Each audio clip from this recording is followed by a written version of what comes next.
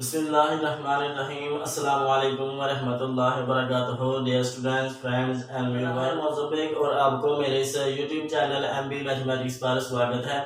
Students, viewer and friends, आज मैं आप लोगों को बताऊंगा कि मेरा जो यूट्यूबर चैनल है ये किस बारे में है और इस पर मैं अभी तक क्या मैंने अपलोड किया है। सबसे पहले हम डिस्कस करते हैं कि प्लेलिस्ट के किन टॉपिक्स पर मेरी प्लेलिस्ट है।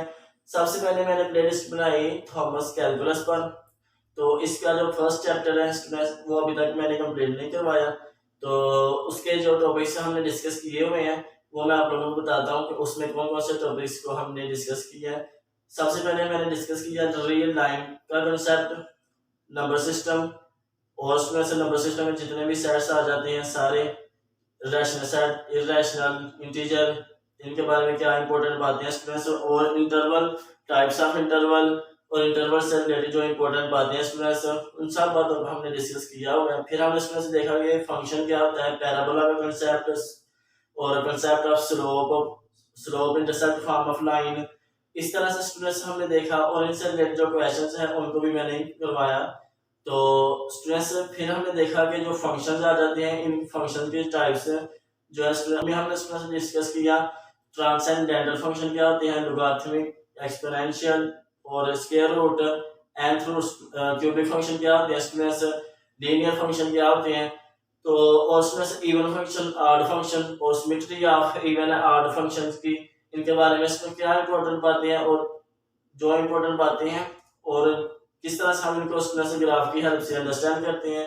और इसके बाद स्टूडेंट्स हम देखा कि greatest integer function, least integer function क्या होते हैं और किस तरह से हम इनके क्वेश्चन को सॉल्व करते हैं।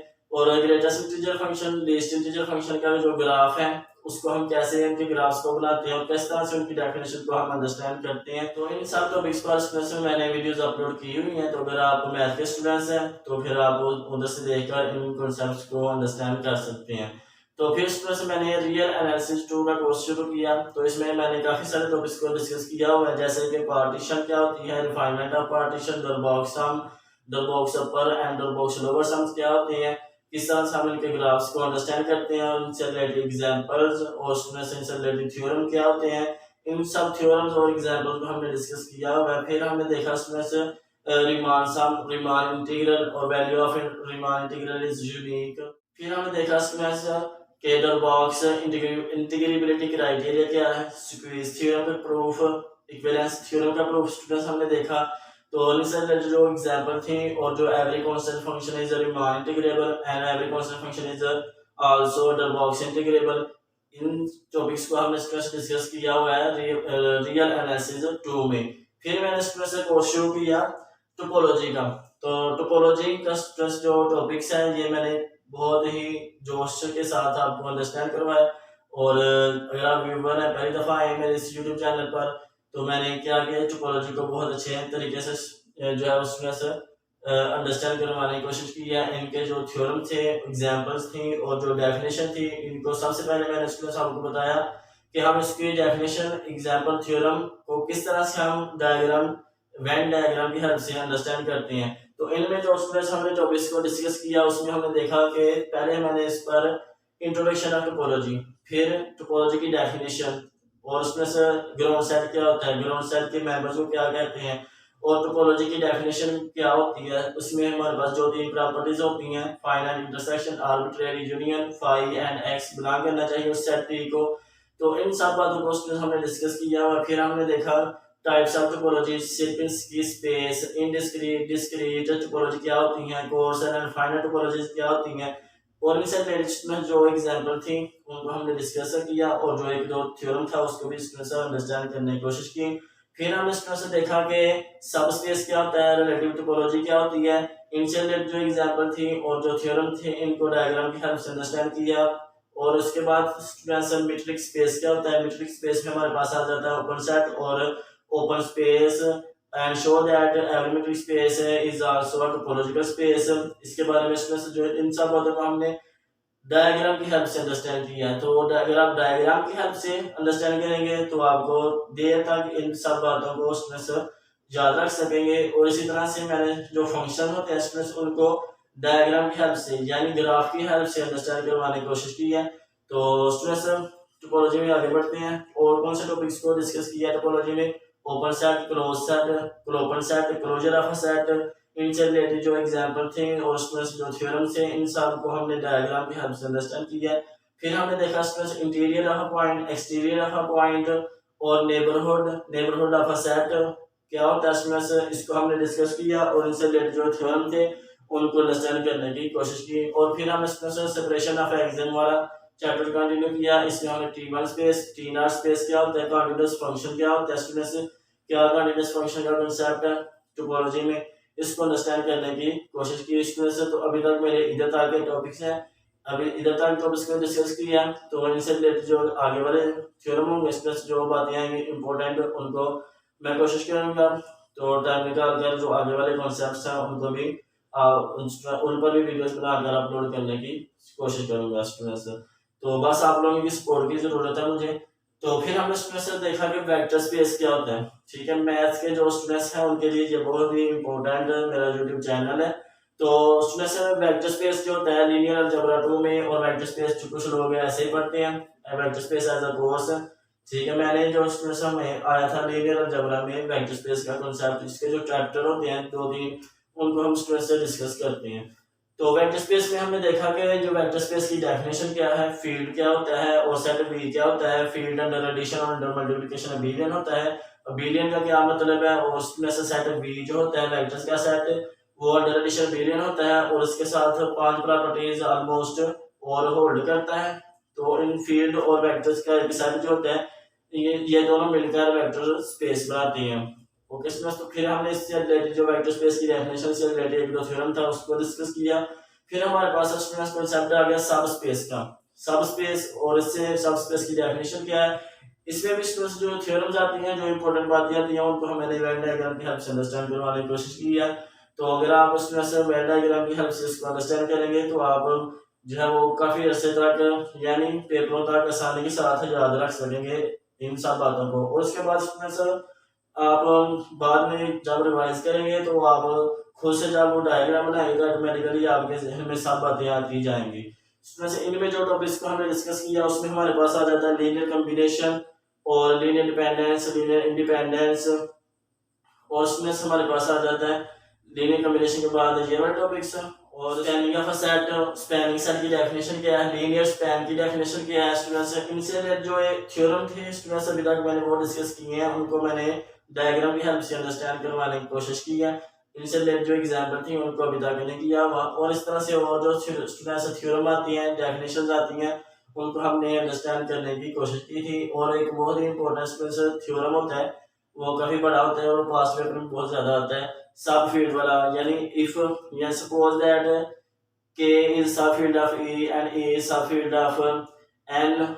ठीक है, तो अगर शो दैट डायमेंशन की डेफिनेशन, बेसिस की डेफिनेशन, इनके क्या कॉन्सेप्ट हैं, बेसिस क्या होती है, तो और उसमें से लीनियर डिपेंडेंस इंडिपेंडेंट का कॉन्सेप्ट इधर आता है, और डायमेंशन क्या होती है, नंबर ऑफ बेसिस वेक्टर्स। तो इन सब बातों को हमने डिस्कस किया हुआ है। तो अगर आप मैथ के स्टूडेंट्स हैं तो फिर आप इस वाली प्लेलिस्ट को जाकर इधर देख सकते हैं मेरे इस यूट्यूब चैनल पर। इसके बाद स्टूडेंट्स मैंने शुरू किया कौन सा कोर्स, एनालिटिकल मैकेनिक्स का।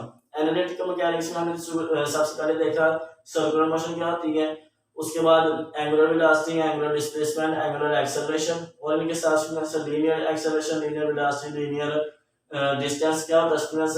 तो इन टॉपिक्स को डिस्कस करने के बाद हमने देखा मोमेंट ऑफ इनर्शिया का क्या कांसेप्ट होता है स्टूडेंट्स। मोमेंट ऑफ इनर्शिया के सबसे पहले हमने उसका फार्मूला डिफाइन किया, कैसे आता है ये हमने डिफाइन करवाया। फिर हमने स्टूडेंट्स चूंकि एनालिटिकल मैकेनिक्स के कोर्स में हमने जो है वो मोमेंट ऑफ इनर्शिया से रिलेटेड जो स्टूडेंट्स रिंग का moment of inertia, circular motion का, सर्कुलर रिंग का, कोन का, सिलेंडर का, ट्रायंगुलर लैमिना का, उसमें से रेक्टेंगुलर लैमिना का, रेक्टेंगुलर प्लेट का, तो पैरेलल एक्सिस थ्योरम क्या होता है, परपेंडिकुलर एक्सिस थ्योरम क्या होता है, इन सब बातों को उसमें हमने डीपली अंडरस्टैंड करने की कोशिश की थी। तो इन पर जो स्टूडेंट्स एनालिटिकल मैकेनिक्स के जो स्टूडेंट्स कॉन्सेप्ट्स हैं, जो लेक्चर्स हैं, इनके साथ मैंने नोट्स भी प्रोवाइड किए हैं। एक मेरी एक प्लेलिस्ट है नोट्स एनालिटिकल मैकेनिक्स। ओके, इस पर मेरी 2 वीडियोस अपलोड हो चुकी हैं। सॉरी 2 वीडियोस कह रहा हूँ कि 2 प्लेलिस्ट मैंने बनाएंगे, तो एक जो है ना प्लेलिस्ट वो अनफॉर्चुनेटली इतनी क्लियर नहीं, ठीक है, लेकिन जो दूसरी प्लेलिस्ट है उसमें मैंने उन साथ में बोलकर बताया भी है ये कैसे करना है।